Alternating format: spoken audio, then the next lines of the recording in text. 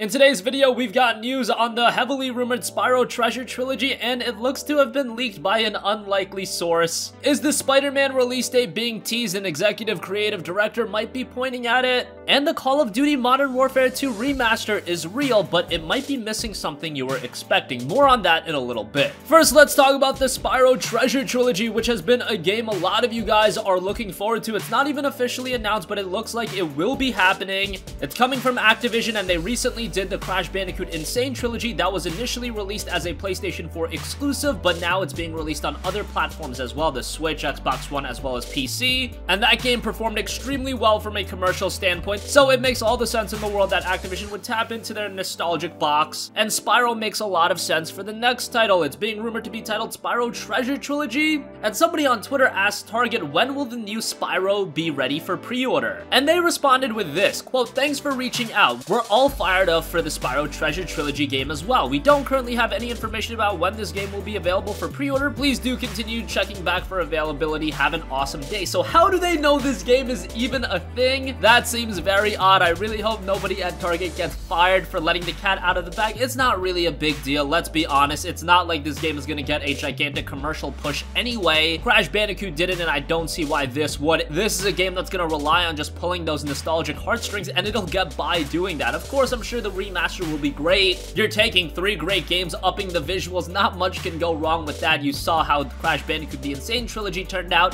I assume we're gonna be getting a similar experience with this one. Now, it remains to be seen whether this will be a PlayStation 4 exclusive at first. Again, as I mentioned, Crash Bandicoot The Insane Trilogy was a PlayStation 4 exclusive, so maybe this one will be a launch exclusive, but I imagine at the very least it will be coming to other platforms in the future, just like Crash. So that is very exciting news, especially from someone like me. Spyro was the franchise that I really grew up on. I'm very nostalgic about it, and I'm sure a lot of you guys are as well. Moving on from that, let's talk about one of the most anticipated games of the year, arguably the most anticipated game of the year, and that is Spider-Man, the latest game from Insomniac. And we've been waiting to hear a release date announcement for this game. Initially, we did hear that the game would be released in the first half of the year, namely in the spring. Some of us, however, were speculating that the game would be pushed back into fall, especially when you look at the spring lineup for the PlayStation 4. You've got God of War on April 20th. You've got Detroit Become Human in May. Do you really want to throw in Spider-Man as well? Well, it looks like they might be. Phil Roseman, Marvel Games Executive Creative Director, tweeted this, quote, "Spring and hashtag Spider-Man is in the air. Insomniac Games at Marvel Games, hashtag first day of spring."